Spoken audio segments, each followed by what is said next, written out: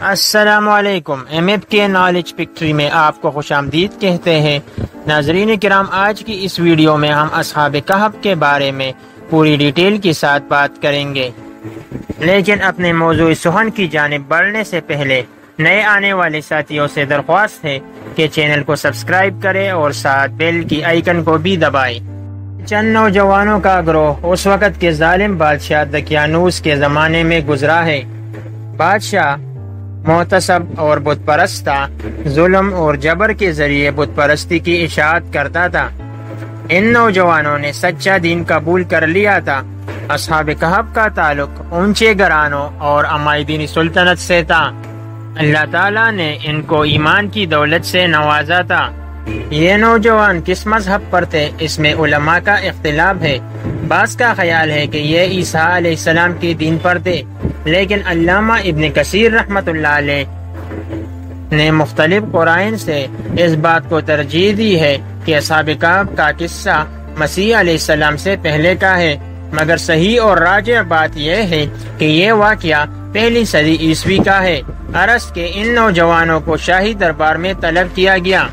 ان نوجوانوں نے بے جھجک بغیر کسی خوف و ہراس کے ظالم بادشاہ کے روبرو اپنے ایمان کا اعلان کر دیا۔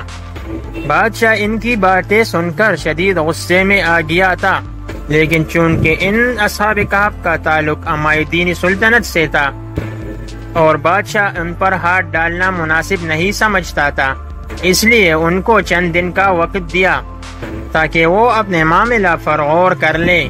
ناظرین کرام، ادھر یہ نوجوان دربار سے نکل کر مشورہ کے لیے بیٹھ گئے اور یہ طے کیا کہ اب اس شہر میں قیام خطرہ سے خالی نہیں۔ مناسب یہ ہے کہ کسی قریبی غار میں روپوش ہو جائیں اور واپسی کے لیے کسی مناسب وقت کا انتظار کریں، اور اگر واپس گئے تو وہ لوگ ہمیں شرک کی طرف واپس بلائیں گے۔ اس لیے انہوں نے ایک غار کو اپنا ٹھکانہ بنانے کا فیصلہ کیا، لیکن غار میں رہنے کے لیے انسانی ضروریات کا سوال بھی پیش نظر تھا کہ غار میں رہیں گے تو کھانے پینے اور دیگر ضروریات کا کیا بنے گا۔ اس سوال کو حل کرنے کے لیے آپس میں یوں کہنے لگے کہ ہم کو اللہ تعالیٰ سے خیر کی امید رکھنی چاہیے، انشاءاللہ اللہ تعالیٰ ہم پر اپنا فضل نازل فرمائے گا۔ جب یہ لوگ غار میں داخل ہو گئے، غار میں داخل ہونے کے بعد ان پر نیند کا غلبہ ہو گیا اور وہ سو گئے۔ بعض روایات میں آتا ہے کہ اصحاب کہف کے ساتھ ان کا ایک کتا بھی تھا جو ان کے ساتھ غار میں داخل ہو گیا، جو آخر تک ان کے ساتھ رہا۔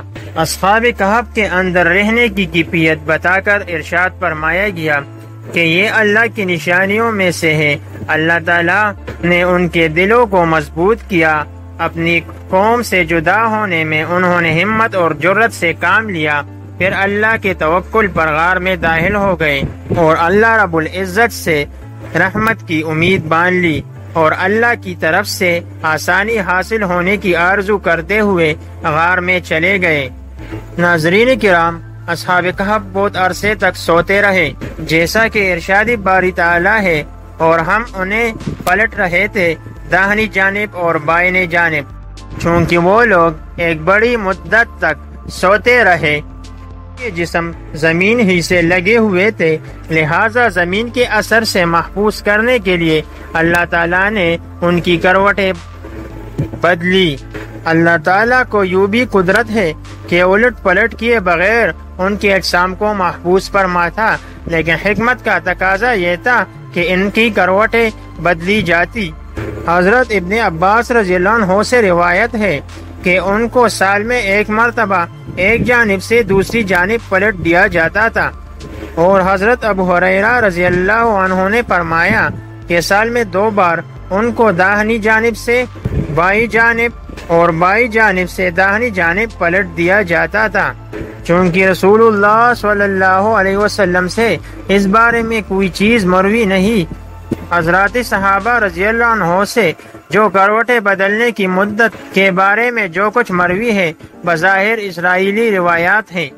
معزز ناظرین کرام، تفسیر قرطبی میں اس کا مختصر قصہ اس طرح لکھا ہے جس بادشاہ کے عہد میں اصحاب کہف شہر سے نکلے تھے اس کا نام دقیانوس تھا، اور ظالم اور مشرک تھا، وہ مر چکا تھا اور اس پر صدیاں گزر گئی تھی۔ اور جس زمانے میں اصحاب کہف بیدار ہوئے تھے شہر پر اہل حق کا قبضہ تھا، اور ان کا بادشاہ ایک نیک دل اور صالح آدمی تھا جس کا نام بیدوسیس تھا۔ اس زمانے میں قیامت کے بارے میں اور مردوں کو زندہ ہونے کے بارے میں شدید اختلاف چل رہا تھا۔ ایک فرقہ اس بات کا قطعاً منکر تھا کہ جسم کے گلنے سڑنے اور ریزہ ریزہ ہو جانے کے بعد دوبارہ زندہ ہو جائے گا۔ ان گمراہ لوگوں کے بارے میں بہت فکر مند تھا کہ کس طرح ان کے شکوک و شبہات دور کیے جائیں۔ جب کوئی تدبیر نہ ہوئی تو اس نے ٹاٹ کے کپڑے پہن کر اور راکھ کے ڈیر پر بیٹھ کر اللہ تعالیٰ سے عاجزی کے ساتھ التجا کی کہ خدایا آپ ہی کوئی ایسی صورت پیدا فرما دے کہ ان لوگوں کا عقیدہ درست ہو جائے اور یہ راہ راست پر آ جائے۔ اللہ تعالیٰ نے بادشاہ کی دعا کو شرف قبولیت بخشا، اور اس کی صورت یہ ہوئی کہ اصحاب کہف بیدار ہوئے۔ بیدار ہونے کے بعد ان میں یہ بحث چڑھ گئی کہ ہم کتنی مدت سوئے ہیں۔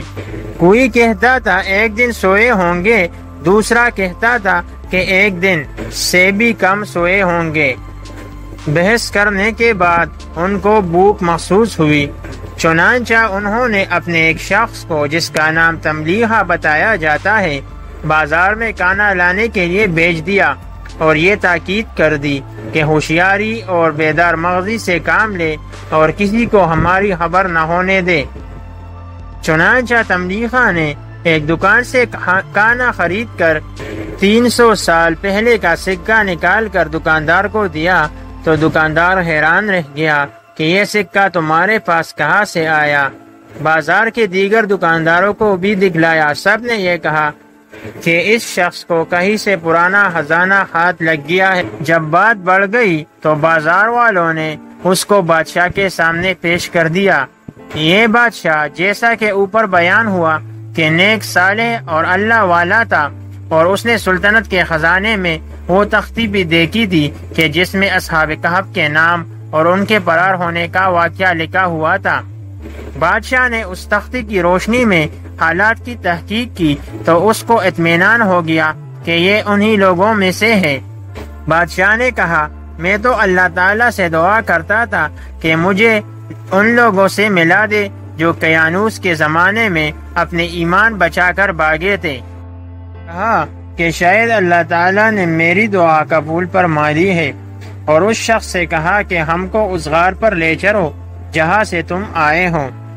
ناظرین کرام، اگر ہم اصحاب کہف کا یہ پورا واقعہ آپ کے ساتھ اس ویڈیو میں شیئر کریں گے تو ویڈیو کافی لمبی ہو جائے گی، لہٰذا اس بقیہ واقعے کو ہم دوسری ویڈیو میں آپ کے ساتھ شیئر کریں گے۔ تو ملتے ہیں اگلی ویڈیو میں۔ اللہ حافظ۔